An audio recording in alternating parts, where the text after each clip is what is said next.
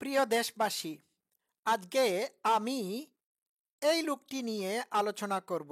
উনি হচ্ছেন doctor Yunus. Doctor Yunus নাকি ডাকাত ইউনূস? হুম এই লোকটা, হ্যাঁ, ঠিক আছে। তো এই লোকটা কি করেছে? এই লোকটা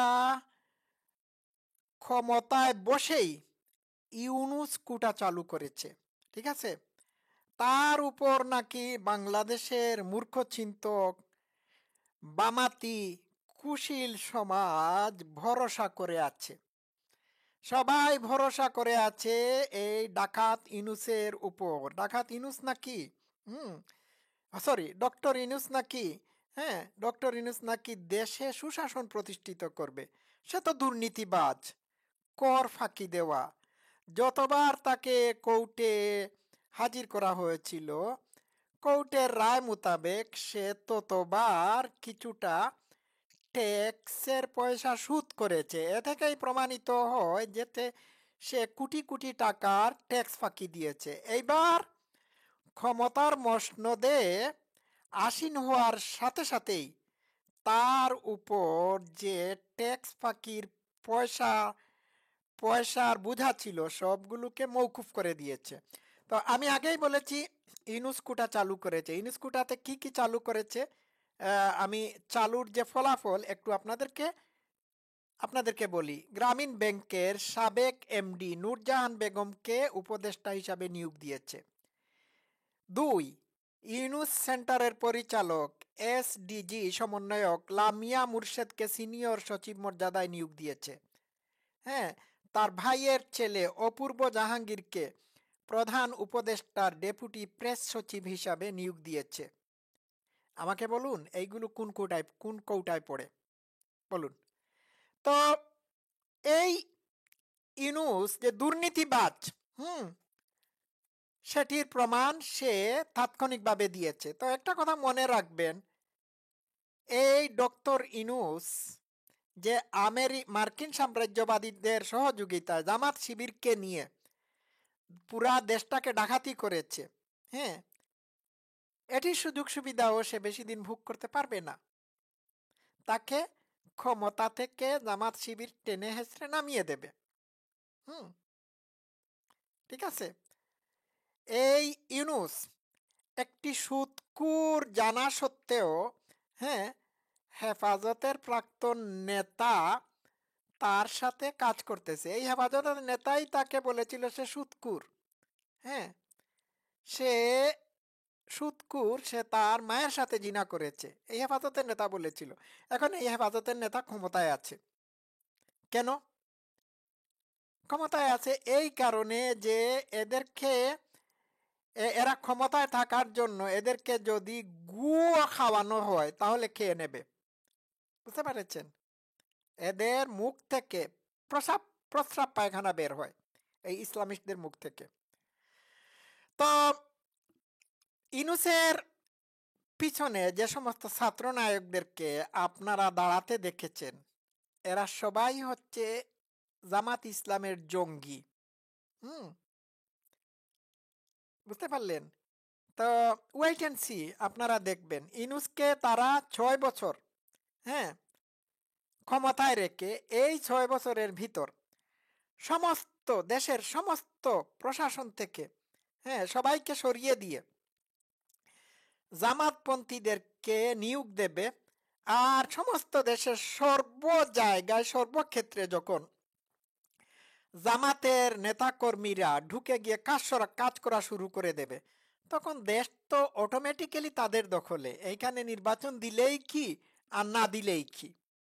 হুম এটাই হচ্ছে তাদের প্ল্যান। বুঝা গেল? এখন এটি তারা করতে যাচ্ছে। এখন এই 6 বছর পর্যন্ত জামাতকে কি সুযোগ দেওয়া হবে? উত্তর হচ্ছে না। সুযোগ যদি দেওয়া হয় তাহলে এরা পুরা দেশকে তাদের তাদের করায়ত্তে নিয়ে যাবে। অলরেডি তো নিয়েই গেছে, কেউ টেরই পান নাই। ঠিক আছে, গেল এইটা। আরেকটি কথা আমি এইখানে না বললেই হয় না। এই জামাতি ইসলামকে, হুম মেইন স্ট্রিম ইসলামিস্টরা কাফের ফতোয়া দিয়েছে। এখন তারা জামাতিদের সাথে কাজ করতেছে কেন? সবাই ওই চরমনাই পীর, হেফাজতে ইসলাম, জমিয়তে উলামা ইসলাম,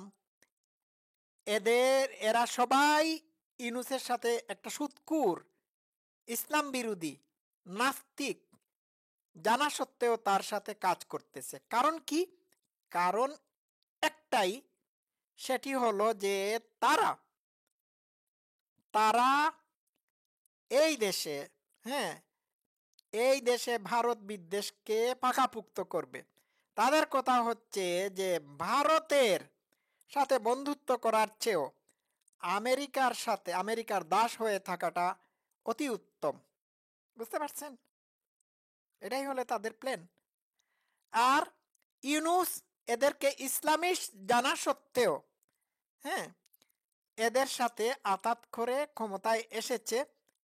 এর কারণ হচ্ছে তার প্রভু বা উপরওয়ালা আমেরিকার হায়েস পূরণ করার জন্য। এখন কি করবেন আপনারা বলুন তো দেখি? যা হবার তো হয়ে গিয়েছে। আপনারা এখন সবাই মিলে আবার আন্দোলনে নামতে হবে, দেশকে বাঁচাতে হবে। এখন যদি নির্বাচন দেওয়া হয়, তাহলে এই নির্বাচনে জামাত একটা মাত্র সিটও পাবে না। তাহলে গণতান্ত্রিকভাবে নির্বাচন দেওয়া হোক, এটাই তো তত্ত্বাবধায়ক সরকারের কাজ। হ্যাঁ, দিলে পরে এই নির্বাচন দিলে পরে বিএনপি, আওয়ামী লীগ, জাতীয় পার্টি ক্ষমতা ভাগাভাগি করে নেবে। এরা কত বড় দুশ্চরিত্র চিন্তা করে দেখেন। এই জামাতের জঙ্গিরা, এরা স্বাধীনতার সপক্ষের হ্যাঁ নেতৃত্বকারী দল আওয়ামী লীগকে নিষিদ্ধ ঘোষণা করতে চাইছে। আর ওই যে কি জানি নাম প্রেসিডেন্ট, তাকেও কয়েকদিনের ভিতর সরিয়ে নেবে। এটা আমি ভবিষ্যৎবাণী করলাম। ইউনূসকেও সরিয়ে দিতে পারে। বুঝতে পারছেন? তারা খুব পরিকল্পনা মাফিক কাজ করতেছে। এই যে সারা বাংলাদেশে সংস্কৃতি সেবীদের উপর হামলা চালিয়েছে, এটি ছিল তাদের প্ল্যান। তারা তাদের প্রতিশোধ স্পৃহা চরিতার্থ করার জন্যই এই কাজগুলো করেছে। একটা কথা মনে রাখবেন, শাহবাগীদের উপর তাদের নজর রয়েছে। শাহবাগে যারা আন্দোলন করেছে এদেরকেও তারা টার্গেট করে রেখে দিয়েছে, এদেরকেও ধরবে। আর যে সমস্ত বামাতিরা জামাতিদেরকে এই আন্দোলনে সাপোর্ট করেছিল, বা যে সমস্ত কুশীল সমাজের মানুষ তাদের আন্দোলনের সাথে একাত্মতা ঘোষণা করেছিল, এদেরকেও কচুকাটা করবে।